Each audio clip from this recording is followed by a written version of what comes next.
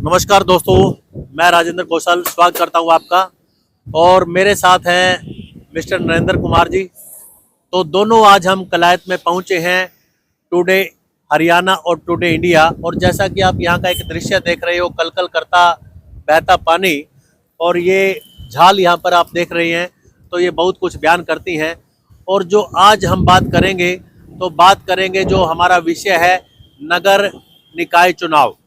तो नगर निकाय जो चुनाव है नरेंद्र जी, आप खुद भी देख रहे हैं कि जो गर्मी है जी, चुनावी गर्मी, हालांकि पानी ठंडा है लेकिन चुनावी गर्मी बड़ी जबरदस्त है जी। और यहाँ पर जैसा कि मैं जिक्र करना चाहूंगा नरेंद्र भाई कि चेयरमैन पद के लिए 7 उम्मीदवार मैदान में हैं जी। आपको भी मालूम है जी, 7 चुनाव और भाग्य का फैसला 2 मार्च को होगा जब मतदान हो जाएगा जी जी जी। लेकिन मुख्य चर्चित चेहरों की अगर हम बात करें नरेंद्र भाई, तो आप क्या कहना चाहेंगे? तो इसमें जैसे कि सबसे पहले हम पार्टीबाजी की बात करेंगे जी। जो भाजपा ने और आम आदमी पार्टी ने अपने खुद के चुनाव पे ही इलेक्शन लड़वाया है।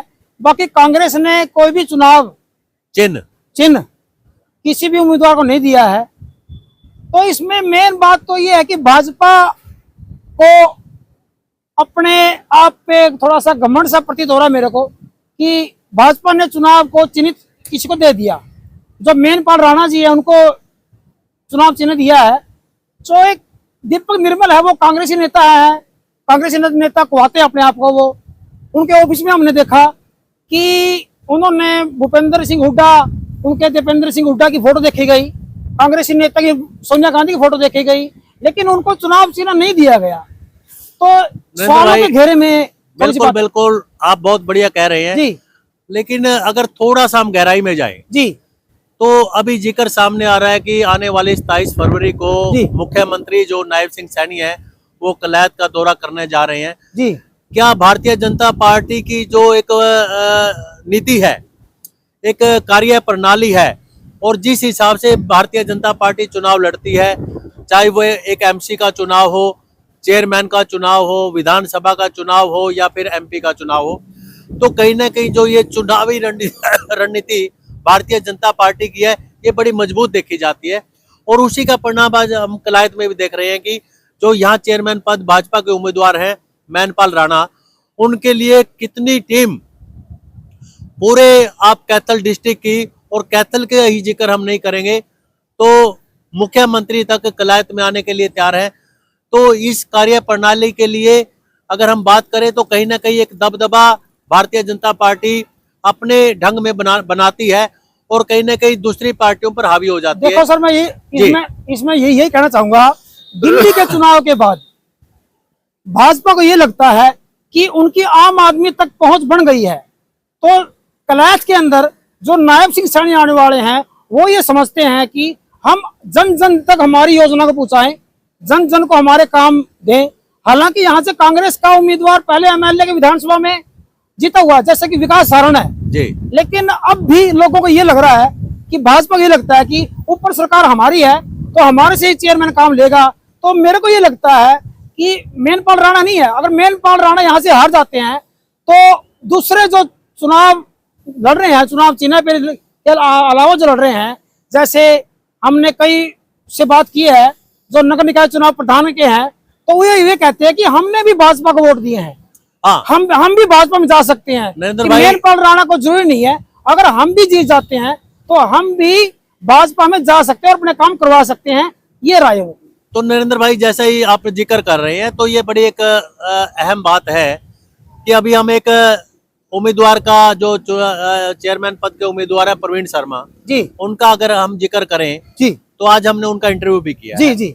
और उस लेवल पे अगर हम बात करें प्रवीण शर्मा की, तो उन्होंने भी साफ तौर पर अपनी एक दबी जुबान में कहा कि कल को अगर मैं जीत जाता हूं तो हम भी तो भारतीय जनता पार्टी के मतदाता हैं, हमने भी नायब सैनी को सपोर्ट किया है, हमने भी बीजेपी को वोट दिया है। यही अगर मैं चेयरमैन पद का जीत जाता हूं, चेयरमैन बन जाता हूं, तो हम भी भारतीय जनता पार्टी के चेयरमैन है। तो मैनपाल राणा पे कौन सी जबरदस्त मोहर लगी हुई है। तो अगर मैनपाल राणा के कार्य प्रणाली देखें तो कहीं ना कहीं प्रवीण शर्मा ने बताया कि कार्य प्रणाली उनकी इतनी जबरदस्त नहीं है, जो कि हम एक ग्राउंड लेवल पे जो दूसरे उम्मीदवार हैं वो अपनी जबरदस्त पकड़ रखते हैं। क्या पार्टी का सिंबल ही चुनाव जिता सकता है?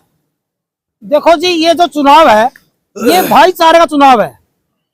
जैसा कि लोगों में हमें देखने को मिल रहा है, जो ये भाईचारे का चुनाव है, जो कलैथ नगर निकाय का चुनाव है, ये भाईचारे का भाईचारा वोट देता है।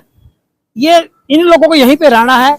बाहर के बंदे की मैं नहीं मानता। जैसे विकास सहारण यहाँ से कांग्रेस के नेता जीते हैं, वो यहाँ से लोकल थे, इसलिए वो यहाँ से जीते हैं। तो कलैथ में मेरे को भाईचारा नजर आ रहा है। देखो, ये तो एक बहुत बड़ी बात आपने कही है कि मायने भी रखता है कहीं ना कहीं भाईचारा, और कई जगह ये भी जिक्र आता है कि भाईचारा पहले जरूरी है, चुनावी राजनीति बाद की है। लेकिन कहीं ना कहीं जब चुनाव होते हैं तो आपस का भाईचारा भी कहीं ना कहीं मनमुटाव में आ जाता है।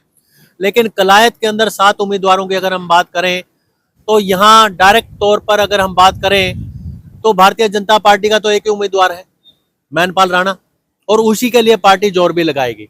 अगर विपक्ष की हम बात करें तो विपक्ष में दीपक निर्मल की अगर हम बात करें, अंकित जायलदार की बात अगर हम करें, प्रवीण शर्मा की एक निर्दलीय के तौर पर बात करें, हालांकि हैं तो दूसरे भी निर्दलीय ही, लेकिन कहीं ना कहीं उनके चेहरों पर जब उनके कार्यालयों में हम जाते हैं तो कांग्रेस पार्टी के आला जो नेता हैं उनके पोस्टर बड़े बड़े नजर आते हैं।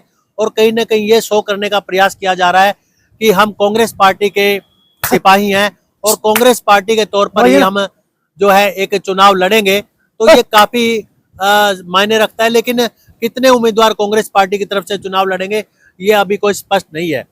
पर जिस हिसाब से जो मजबूती की अगर हम बात करें तो अभी जो यहाँ का आंकलन हम कर रहे हैं कलायत का, और कलायत के इस कपिल मुनि की पवित्र भूमि पर बैठ करके, तो कहीं ना कहीं निष्पक्षता से अगर हम विश्लेषण करें तो वो चीज़ सामने आती है कि डायरेक्ट तौर पर जो अभी हम देख रहे हैं कि मुख्य तौर पर मुकाबले की अगर हम बात करें तो कहीं ना कहीं निष्पक्षता से अगर हम देखें तो अंकित जायलदार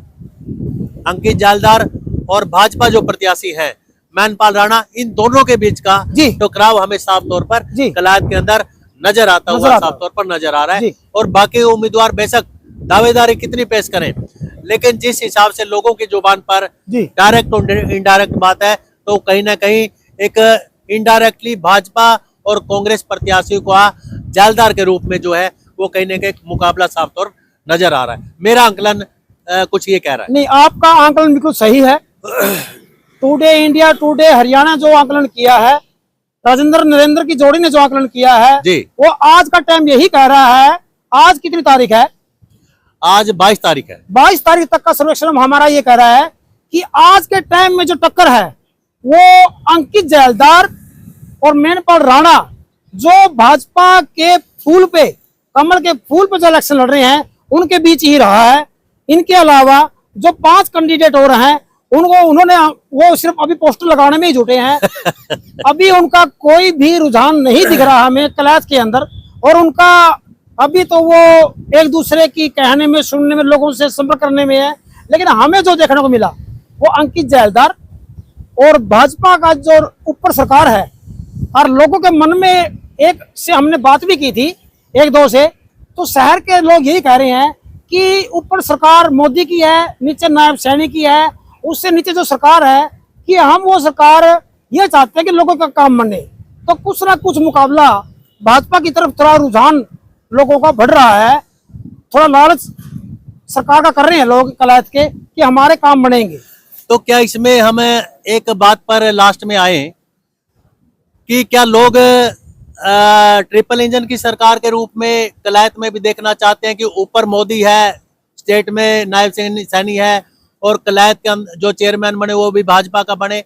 लेकिन यहाँ विधानसभा के क्या उल्ट राजनीति होने वाली है। विधानसभा में यहाँ से चुनाव जीतते हैं सांसद जयप्रकाश के बेटे विकास सहारण, और जब चेयरमैन पद की लोकल की बात आती है तो कहीं ना कहीं जो मुकाबला आकर खड़ा हो रहा है वो मैनपाल राणा के बीच में डायरेक्टली तौर पर आके खड़ा हो रहा है विपक्ष का। देखो सर, जो काम बनते हैं शहर के, जो काम बनते हैं, लोगों को काम चाहिए। अगर कोई भी विपक्ष का नेता जीतता है तो वो क्या कहता है? वो ये कहेगा कि मेरी सरकार नहीं है, मैं क्या करूं जी, मेरी सरकार नहीं है, मैं क्या करूं। फिर लोगों को बाद में पछताना पड़ता है। तो लोग यही चाहेंगे हमारे काम बने। क्या विधानसभा का जो परिणाम रहा उसको लोग दरकिनार करके फिर भाजपा की तरफ आने की तरफ मजबूर हो जाएंगे क्योंकि ऊपर भाजपा की सरकार है? क्या आप यही कहना चाहते हैं? इसीलिए तो जो अदर है, जो निर्दलीय चुनाव अधिकारी है, जो निर्दलीय निकाय चुनाव के जो प्रधान के जो पर्चा भरा हुआ है, जो उम्मीदवार है, वो इसीलिए तो कह रहे हैं कि हम भी भाजपा की तरफ चले जाएंगे अगर हम जीत गए तो। अगर भाईचारा हमारे को जितवाता है तो हम भी भाजपा की तरफ चले जाएंगे, वो यही कहते हैं। तो क्या अब जो कलायत कपिल मुनि की धरती का जो आंकलन है, वो हम इस बात पर निष्कर्ष पे पहुंचे कि मुख्य तौर पर मुकाबला कहीं ना कहीं 22 तारीख तक जो आज की डेट है, हाँ। वो अंकित जालदार और भाजपा प्रत्याशी मैनपाल राणा के बीच में कहीं ना कहीं साफ तौर पर होता हुआ नजर आ रहा है। कल हम 23 को क्या रहेगा, 24 को क्या रहेगा, 30 को क्या रहेगा, इसके, लेकिन आज तक का जो सर्वेक्षण है हमारा, वो इंडिया टुडे और इंडिया टुडे हरियाणा का जो सर्वेक्षण है आज के टाइम में यही कहता है अंकित जालदार और मैनपाल राणा जी के बीच में टक्कर है। 22 तारीख तक का हमारा सर्वेक्षण यही कहता है। दोस्तों, इस मुकाबले को क्या हम 2 मार्च तक इसी नींव के ऊपर हम आधार बनाए कि जो आने वाला जो समय है इसमें कुछ बदलाव हो सकता है, हाँ। और भाजपा या कांग्रेस सपोर्टेड जी जो चेयरमैन है वो कहीं ना कहीं मुकाबला फिर आके यहीं खड़ा रह जाएगा, इसका या फिर फैसला भाजपा बाजी मारेगी? इसका फैसला जनता करेगी। जो हम जनता के बीच में जाएंगे, इसका फैसला जनता करेगी। आगे का सर्वेक्षण हम 22 तारीख के बाद का सर्वेक्षण बाद में निकालेंगे, इसी जगह पे, इसी यहीं पे आके कलायत की पावन धरती पर, कपिल मुनि की पावन धरती पर हम अगला सर्वेक्षण यही करेंगे कि आगे जनता फैसला करेगी। जनता के द्वारा ही हम निर्णय लेके आए, अब भी आए हैं, और दोबारा हम जब हम आएंगे तब जनता से राय लेके ही हम दोबारा सर्वेक्षण हम निकाल सकते हैं। तो क्या इस बात पे ये फैसला छोड़ दिया जाए दरिया किनारे, नदिया किनारे, कि आने वाली 25 या 26 तारीख को 4 दिन का जो आंकलन होगा, फिर 2 मार्च से पहले एक बार लोगों के बीच में, हम दर्शकों के बीच में लेके आए? जी जी जी। और इनको जो या ग्राउंड लेवल की जो फाइनल रिपोर्ट है जी, वो अपने दर्शकों तक पहुंचाने का काम करें। जी जी जी। क्या आप यही चाहेंगे? जी, हम यही चाहेंगे। तो दोस्तों, फिर मिलेंगे आपको टुडे हरियाणा, टुडे इंडिया, इसी नदिया किनारे 25 या 26 को पूरे आंकलन के साथ। बने रहिए राजेंद्र कौशल जी के साथ, नरेंद्र सीमार। जय हिंद, नमस्कार। जय हरियाणा। थैंक यू दोस्तों।